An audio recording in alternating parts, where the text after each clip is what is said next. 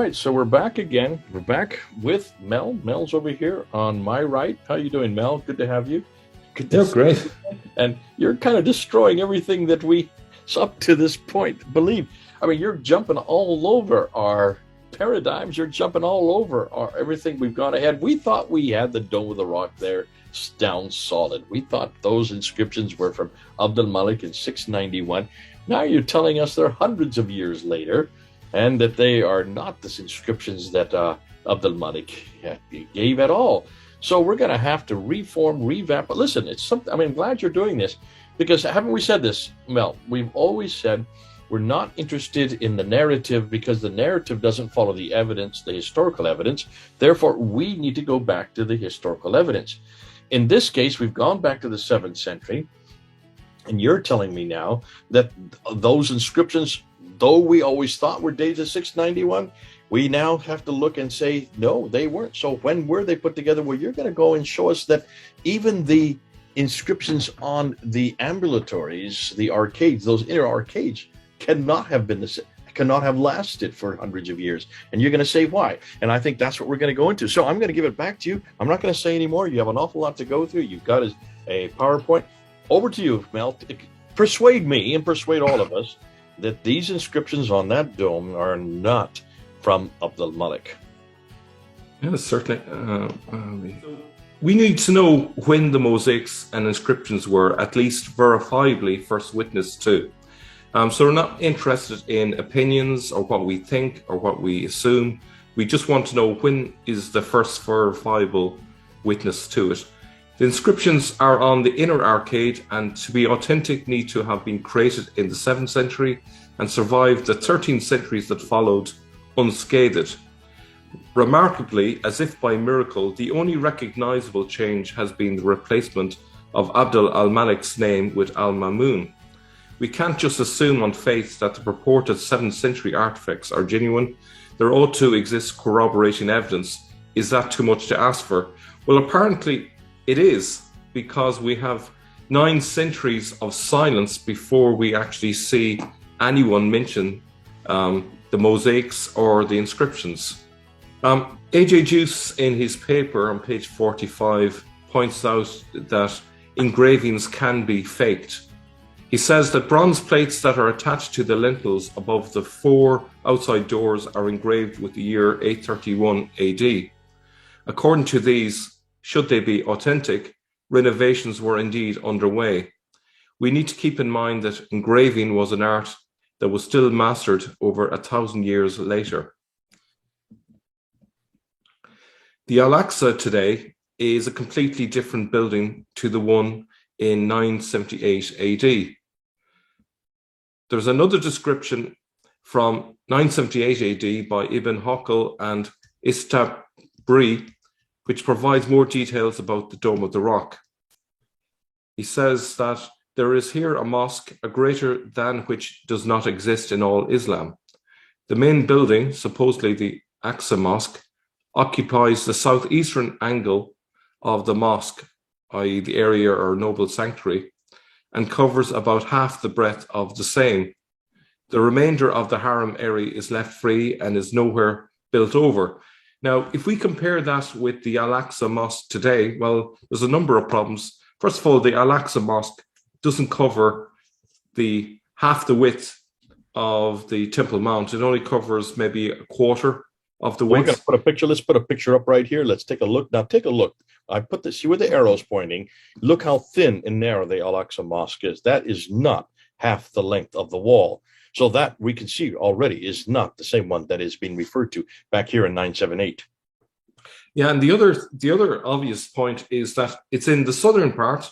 It's not in the southeastern part, and I don't think that would be something that someone could get wrong. It's clearly in a different location than what it was before. So that's the Al-Aqsa Mosque. This is a sign that a lot of things change over the centuries, and the Dome of the Rock is no exception to that rule. The remainder of the haram area is left free and is nowhere built over except in the part around the rock. At this place where there has been raised a stone or terrace, like a platform, of great unhewn blocks, in the center of which, covering the rock, is a magnificent dome. So we have a reference to the dome of the rock, because it's covering the rock, so it is the right place, and it's essentially the right description of a building that we're expecting to at least exist at this point. Let me ask you this: is that the first reference? Then is that we're looking at the first reference to a dome? No, the very first reference to a dome was in the very latter years of the 9th century, so roughly about 80 years before. So this is not long after our very first witness to it. So we're talking about 897 AD was our very first witness to a dome.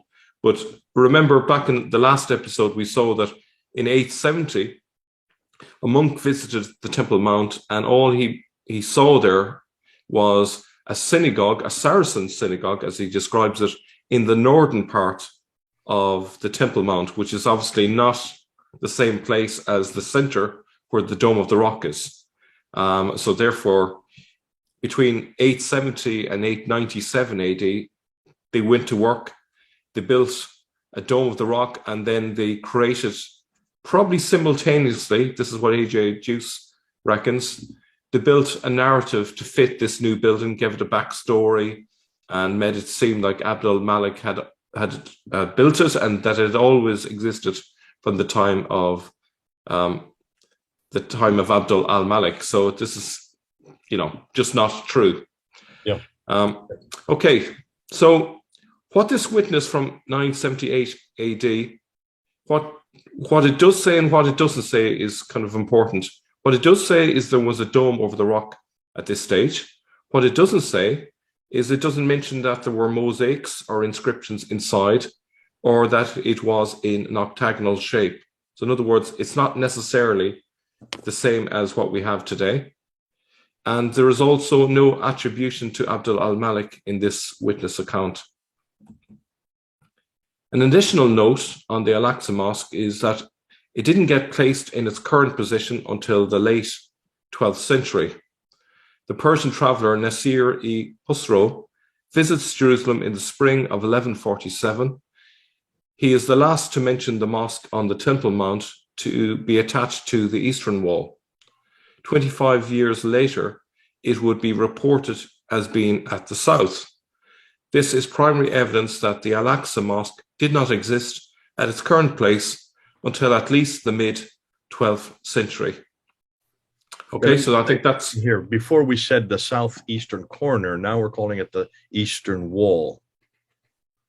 Yeah, so you could have a building in the southeastern corner, and the eastern part of it would be attached to the eastern wall. So that's, it just, I think that kind of makes sense to me. It's the southern part of the Al-Aqsa, the original one, would have been touching the southern part.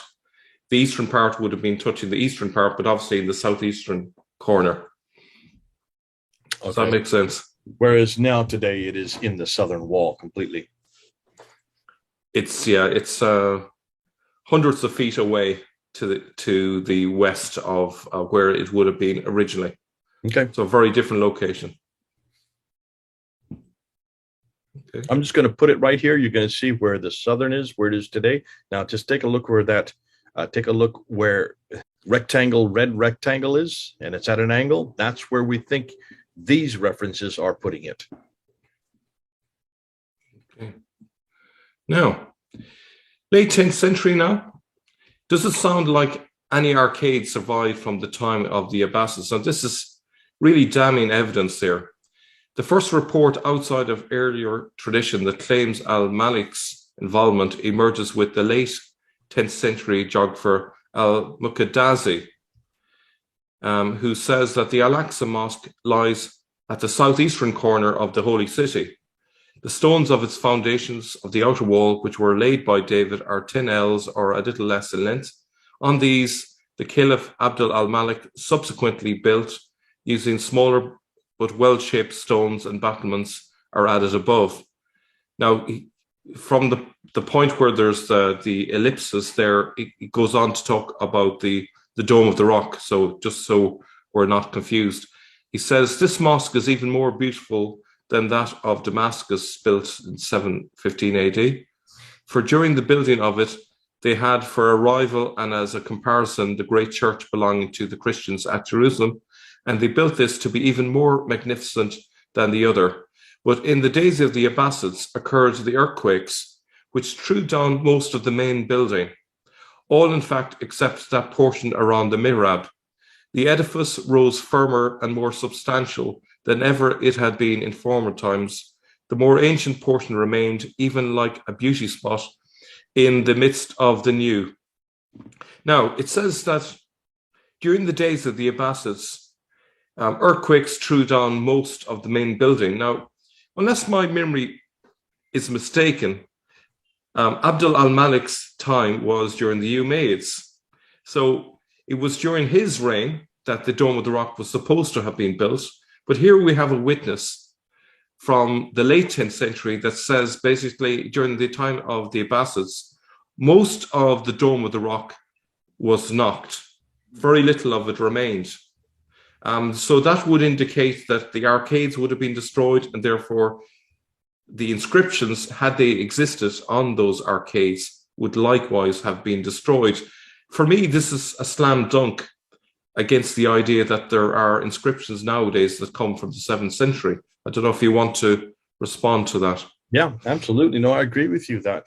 To say nothing of the fact that, remember in a previous episode, we talked about the diacritical marks and the vowelization that are on the inscriptions and they are in place with the inscriptions when we know that there were no diacritical marks or vowelization in 691. So if these inscriptions had been written, either these were added at a later date, but if that were so, they would be different stylized and they would be different colors, and you could see that they are later additions. They're part of the original text, proving that these have to be written, have to have been added at the entire inscription, along with the vowelization and the diacritical marks, would have had to be a later invention or later creation. Absolutely. Now, let me just to really reiterate the point. Can you imagine a scenario where most of the building was thrown down, yet the arcade with its inscription survived unscathed? So just imagine the dome there, and there's an earthquake that brings down the dome. And with that, there is a pull on the outer arcades. As you can see, just above that red arrow, you see how the inner ambulatory is attached to the drum that supports the dome. So if you can imagine the columns supporting the dome, in the event of an earthquake, they would buckle. Some of the columns would likely fall over, and that would have caused either a push or a pull, or probably a combination of those. At the very least, you'd expect that all of the arcades would have been buckled, and that would have led to cracks. Now, we're talking the minimum in terms of an earthquake. The minimum you'd expect is that the arcades would have been buckled, all the mosaics would have been cracked and would have collapsed. But more likely, large chunks of the arcade would have simply collapsed in the fallout from this. We can look at another arrow. This represents the idea that, there would also have been push forces. So there would have been a lot of tugging and pushing as a result of this collapse, and they pretty much would have had to rebuild from the ground up. Now, the key thing to note is above the arcade is where you find the inscriptions. So if you knock out the columns underneath, you pretty much have got no support for what's above, and so therefore that's going to cause it to collapse as well. And it's, in my view, it's highly unlikely that the arcades and the inscriptions could have survived such a calamitous event as that. Now, the late 10th century, we finally get a mention of the octagonal shape. Al-Muqaddazi's description of the Al-Aqsa Mosque details mosaic stores and other ornaments. In describing the Mosque of Damascus, he compares Al-Aqsa with the Great Church, the Church of the Holy Sepulchre, which he calls the Kumama, the dunghill, intended to smear Islam's competition. In the context of Damascus, he notes about the Kumama, Caliph Abdul al-Malik, noting the greatness of the dome of the Kumama and its magnificence, was moved lest it should dazzle the minds of the Muslims, and hence erected above the rock the dome which now is seen here, or seen there. Now, what's clear here is this is total fantasy, because we know that in 870, a monk went on the Temple Mount and told us about a Saracen synagogue in the northern part, mentions nothing about a Dome of the Rock. So this is contradictory, and it is highly unlikely that this is a factual account here. There's no doubt that al-Muqtazi saw the Dome of the Rock. In the center of the platform is the Dome of the Rock, which rises above an octagonal building, having 4 gates, one opposite to each of the flights of steps leading up from the court. All these are adorned with gold, and closing each of them is a beautiful door of cedar wood, finely worked in pattern. These last were sent by command of the mother of the Caliph, al-Muqtadir Billah. At each of the gates is a balustrade of marble and cedar wood with brass work without, and in the railing likewise are gates, but these are unornamented. So what we have here is that finally the Dome of the Rock is undoubtedly an octagonal building. Why then would he compare it with the Holy Sepulchre, if not because of preconceived information about a no longer existing building that he had already had? That's A.J. Juice's point on this. Renovations at the Dome seem to have been underfoot at the beginning of the 10th century.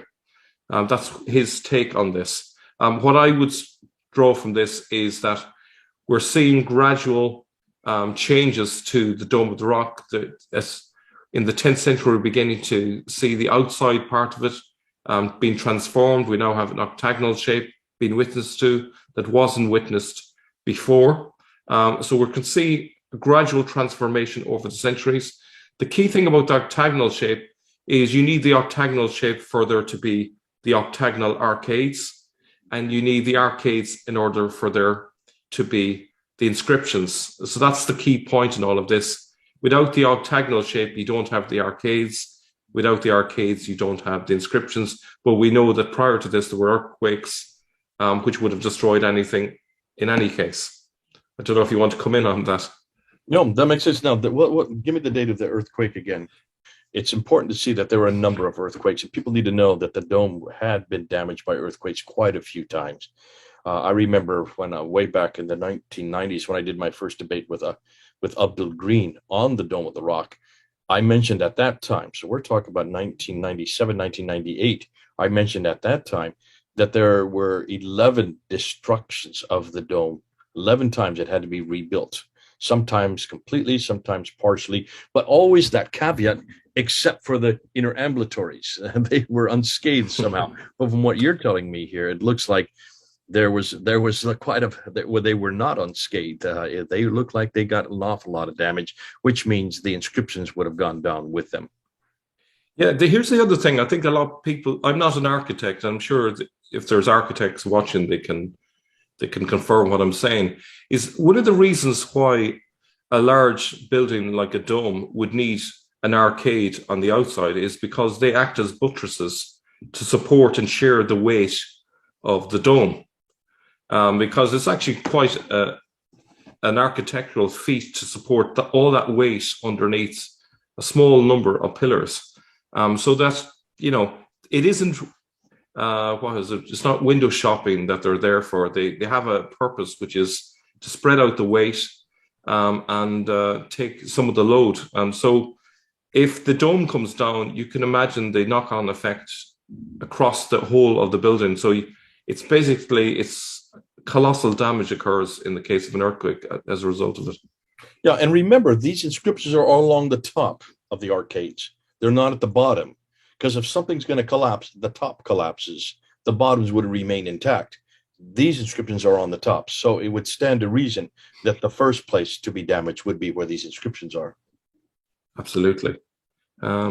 So just going on from there then, one wonders how a building supposedly glistening with gold could have been missed by Bernard the monk back in 870 AD. So do you remember that monk mentioned the Saracen synagogue? Well, apparently he must have been blind, because here we have a witness in 1019, 1020 AD, Al-Wasiti, the preacher of the Al-Aqsa mosque on the Temple Mount. He gave a detailed account of Al-Malik's involvement. Now, this is pure fiction, in my view. But he says, when Abd al-Malik wanted to build the Dome of the Rock, he came from Damascus to Jerusalem. He then sent to all his deputies in all his dominions. He wrote, Abd al-Malik plans to build a dome over the rock to shelter the Muslims from cold and heat and to construct the masjid. But before he starts, he wants to know his subjects' opinion. With their approval, the deputies wrote back, may God permit the completion of this enterprise, and may he count the building of the dome and the masjid a good deed for Abd al-Malik and his predecessors. He then gathered craftsmen from all his dominions and asked them to provide him with the description and form of the planned dome before he engaged in its construction. So it was marked for him in the San of the masjid. He then ordered the building of the treasury to the east of the rock, which is on the edge of the rock, and filled it with money. He then appointed Raja ibn Jawa and Yazid ibn Salam as supervisors and ordered them to spend generously on its construction. He then returned to Damascus. When the two men satisfactorily completed the building, they wrote to Abd al-Malik to inform him that they had completed the construction of his dome and the Aqsa mosque. They ended their letter with the expression, there is nothing in the building that leaves room for criticism. They informed him that the sum of 100,000 dinars was left from the money he allocated. He offered it to them as a reward, but they declined, indicating that they had already been generously compensated. Abd al-Malik then ordered that the gold coins be melted and cast on the exterior of the dome, which then so glittered that no one could look straight into it. What we're dealing with here is complete fairy tale stuff. This is an early example of the use of narratives to backdate later events so that the overall story that Muslims are being fed is conducive to faith in the larger narrative. I don't know if you want to comment on that. I'm going to put some pictures up right here. Look at this picture here. Here's a picture from the 1800s. What do you notice? There's nothing gold about it. So when was the gold dome actually applied? The gold dome that you see today is from the 1800s, 1876. I remember bring this up in my debate with Abdul Green back in the last century, 1990s, where I actually pointed this out to him because he assumed that gold dome and those inscriptions around the drum, which is chapter 17, verse 1, that's the reference to the Mi'raj, where Muhammad went up to the seven heavens. And when he went on the winged horse up to Jerusalem, from there up to the seven heavens, proving that was known at the time of Abd al-Malik. And I said, that did not exist until the dome was actually created. That gold dome was created in 1876. He then went to the southern portico and showed a reference there on the southern door to chapter 2, verse 149 and 150, which talks about the Masjid al-Haram being redirected from the great mosque to the farthest mosque. So referring then to the Miraj being redirected, I said that was also constructed in 1800s, 1876. So this, I remember debating this over 30 years ago.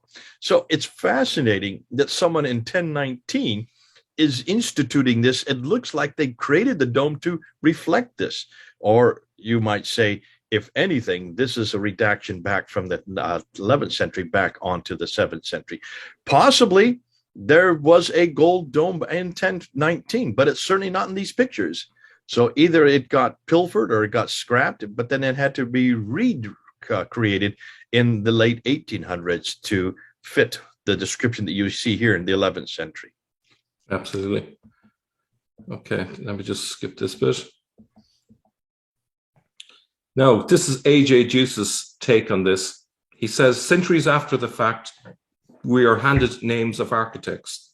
Receiving the approval of al-Malik's subjects, a perfect building was erected that no Muslim could have explained, one so beautiful that it could not be improved upon. The dome was previously covered in red gold, is now cast in al-Malik's gold coins. There is no need to pretend that this is anything other than a fairy tale. Suddenly, evidence surfaces that is so spurious and self-congratulatory that it leaves no doubt that it either never existed or was backdated. His account bears no credibility whatsoever. The oral chain of transmission that spans over 300 years is just as spurious as the text itself. So AJ Juice is not buying it, I'm not buying it, you're not buying it, and I'm sure many of our viewers would not buy that story. It's just nonsense. And what's interesting, centuries later, as we'll see, there's an open question about who exactly built the original Dome of the Rock. It's not as clear cut as we think, and I won't go into that now. But it's interesting how the story keeps shifting over the centuries. Now, the late 10th century, al-Muqaddazi shows an interest in mosaics when reporting on the Umayyad Mosque of Damascus, and this here is just an example. I'm not going to go read through, but you can see he goes into quite a lot of detail about the nature of the mosaics in the Mosque of Damascus. Given his interest, what accounts for his failure to report on the inscriptions other than their absence? So he doesn't mention anything about the inscriptions in the Dome of the Rock when you'd expect him to. And this is quite telling. So from the same source, he says the dome externally is completely covered with brass plates, gilt, while the building itself, its floor and its walls and the drum, both within and without, are ornamented with marble and mosaics after the manner that we have already described when speaking of the Mosque of Damascus. And then it goes into further detail. I'm not going to read all of it there, but what's of significance is the fact he says nothing about probably the most important aspect inside, which is the inscriptions. He says nothing about them. Why doesn't he say anything about them? I think that is very telling. I don't know if you want to jump in on that. No, I think you're hitting it on it. I think you've got something here, and I think this is something that it's so good you're bringing this up. The most important part that everybody would be looking to are the inscriptions, because they are lay B come later Quranic, if this was 691. The fact that these aren't referred to suggests either that he just forgot to, or, as you said at the very beginning, they just didn't exist. Yeah, like he would be the ideal person to report on them. Yeah, he has a confirmed interest in mosaics. What's the date here? The 10th century. What date exactly in the off the top, I'd have to go back. I can't remember. 978. Yeah, that's the one. Okay. Now, let me just go on to the next one. You ready? While in other circumstances, al-Muqaddazi never failed to take the opportunity to mock Christians, here we're expected to believe he saw the inscriptions that mocked Christianity, but made no mention of them and their contents. So we got two things here. One is the fact that he has a proven interest in mosaics, and in other contexts, he never failed to mock Christians. And yet here was a golden opportunity to mock Christians by quoting the inscriptions on the Dome of the Rock, and yet he doesn't. Why not? So I think the easiest answer to that is simply they didn't exist. I wouldn't buy the story that he just simply forgot about that, or it was an oversight. I can't imagine how anyone could fail to mention a 20-meter long inscription inside the Dome of the Rock. I just don't buy that one. Why would al-Muhallabi and Eutychius report that Walid built the Dome of the Rock if the inscriptions said otherwise? So here's another problem. Essentially, he asserted that al-Walid I had built the Dome of the Rock as a monument for the Last Judgment.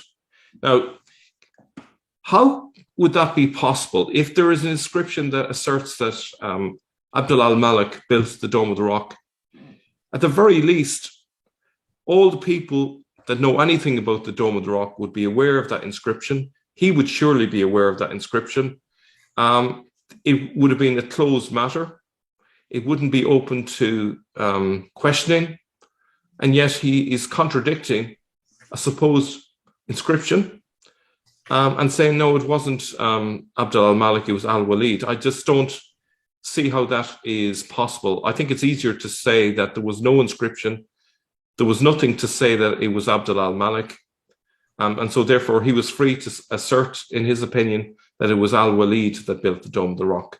Again, yeah, he's still wrong about who he thinks built the Dome of the Rock, but it just kind of goes to show that they didn't know who built the Dome of the Rock originally, because of the many reconstructions probably over the centuries. I don't know if you want to jump in on that. Yeah, and it's fascinating. This Eutychius suggesting that was a church that was moved from Baalbek, which is in Lebanon, up to down to Jerusalem. That doesn't make any sense either, unless this was an ongoing debate. Why would you say this unless, of course, at this time there was no conclusion on it? Yeah, I think it was a bit of a mystery when exactly the Dome of the Rock was built, and who built it, and how did they build it. I think, this is quite troubling stuff, really, that this is only a few centuries after the time of Abd al-Malik, and already they don't seem to have a clear idea of history. This is a common theme I've noticed in the origins of Islam, is they're very bad on history. They don't keep good records. They tend to lean a lot on oral narratives, unreliable assertions, a lot of superstition, but they don't keep history the way that classical historians do. That's unfortunate. There's a reason for that, and we're going to get into it, and that has to do with the fact that if the history didn't even exist at this time, if there was nothing historical to talk about, when you finally do decide to do so, whose narrative are you going to use? And if let's just say you come up with a narrative, you come up with an idea, and it goes for a while, then I say, hold on a minute, there's some problems here because of the historical difficulty to support that. I come up with another narrative, and then another 100 years later, another person comes with yet another narrative because of all the holes that have been found. You can see how this will change in time. In this case, I can understand that when you put a building of that structure in that nature, we have been told, and I've always assumed until now, that this was the greatest structure of its day, and it would have been. If it looked like it does today, it would have been the greatest structure of its day in the 7th century. But as we're now finding, it was nothing like it is today. And it was nothing like that, like it is today, even in the 10th century or the 11th century. As we're going to find out, this didn't really happen until the 19th century. Oh, it just gets better and better. I think Islam has a problem with history, getting back to your first point, Mel, because it has to create that history. And the more you keep creating it, the more you realize you've got failures that have to be patched up. We're looking at these patchings going on as you speak. Yes, that's it. I actually, the phrase that's sprung to mind as you mentioned about, replacement narratives, it's like survival of the fittest among the Islamic narratives, and when we talk about the standard Islamic narrative, that's really just at the far end of all of these failed narratives where they've managed to standardize some form of a narrative, but even that has still got holes in it. So it fails despite all the attempts to patch it up. Wait till you find out what we're gonna introduce about the story of Muhammad himself, because what you're saying right now fits exactly what we're finding about his biography. But more of that later. So again, Al-Wasiti in 1019 misses an opportunity to refer to the supposed inscriptions hanging in the Dome of the Rock. So he's merely transmitting older traditions, but he says, during the time of Abd al-Malik, there was hanging on the chain above the rock under the dome the Yatima pearl, the horns of Abraham's ram, and the crown of Husro. When the Binu Hassim took over the caliphate, they sent them to the Kaaba. So the most important thing inside the Dome of the Rock should surely have been the inscriptions, and yet he mentions 3 dubious things hanging inside the Dome of the Rock, but no reference to the inscriptions. That is very telling. And this is in the early 11th century. Are Yetima's pearl, Abraham's ram, and the crown of Khosrow, are they even there today? They, apparently, according to this tradition, they were sent down to Mecca. Who knows if they actually exist? I'd imagine the horns of Abraham's ram, I think that would be relatively an easy thing to come up with an artifact on that one. Not sure about the crown of Khosrow, but I wouldn't put it past them to fabricate something there on that one. I know Abraham's foot is there, but I've never heard of Abraham's ram. And have you seen the museum in Mecca? Take a look at the museum in Mecca. Look at all the references. Do you notice everything that's in the museum of Mecca is from the Ottoman period? Yeah. Telling. Ottomans very telling. Come into power until 1290. So, Al-Muqtazi mentions trees, but neither Muhammad nor Quranic verses. This is from him. Describing the Dome of the Rock in detail, he sees interior mosaics, but does not mention Islam's most important inscriptions with verses of the Quran and a first mention of Prophet Muhammad. Instead, he seems to view the mosaics as similar to those in the Umayyad Mosque of Damascus. In plain English, this is from A.J. Juice, that means a multitude of species of trees and recognizable towns, depiction of the ruler's realm. So, in other words, he doesn't see anything unusual in the Dome of the Rock. Nothing to see here, folks, as the police might say. Be on your way. There are trees. There are towns, maybe. No mention of inscriptions. No mention of Quranic verses either. So that is very telling. And then, for the next 2 centuries, then after this period, there are 2 centuries of the Temple Mount under Crusaders' control. Are we expected to believe the inscriptions, had they existed, would be left in place? I find that hard to believe. If they existed and they were mocking Christianity, I would imagine that the Crusaders would have very quickly made light work of demolishing those inscriptions had they existed. And yet, we're expected to believe, no, the Crusaders were very tolerant of inscriptions that mocked Jesus and Christianity. No, I don't think, had they existed, they would have survived. I don't think the Crusaders would have even paint-washed or whitewashed them either. I think they would have just simply destroyed them as part of a false religion. And so that's the end of this part. Okay. Slap up job once again. Thanks so much, Mel. You're always doing this. Yeah, but this is good. This is so good because what you have done is you've gone through a quick historical survey, just looking, and you dated every one of these speakers. They're talking about the building we're talking about, the place, but they seem to have it in the wrong place. They have it in the southeastern wall at one point. They have it quite a bit bigger than what we know today from the pictures that we know of what it is today. That is the Al-Aqsa Mosque, which is in the southern wall. Though, as we've seen in your earlier episode, they place if it is the Dome of the Rock, but they place it as a synagogue way up in the north. So it could be in the north. At one point, it's in the eastern wall, and then it's the southeastern wall for the Al-Aqsa Mosque, and then now, of course, it's now in the southern wall. So when did this dome get there? Well, the descriptions that you have here are fascinating because they keep on missing the most salient part of the dome. The dome itself is beautiful. Yes, we know it's gorgeous. And that dome, as we now know, was built in the 19th century. So at the point that we're looking at, in the years that we're looking at, the most significant part of the dome would be the inscriptions on those inner and arcades. Yet you talk about an earthquake in the 9th century, or possibly the 10th century. There are a number of earthquakes, and the dome would have been destroyed, and those arcades would have been destroyed. So those inscriptions would have been destroyed by the earthquakes to begin with. But then the references, and this is what's good, you brought out references of people who are actually describing the dome or the structure. And you have you have that possibly in the 10th century, you have a reference to an octagonal shape. So maybe that was when, after the destruction of the earthquake, they rebuilt it again and they put it in that shape, that octagonal shape.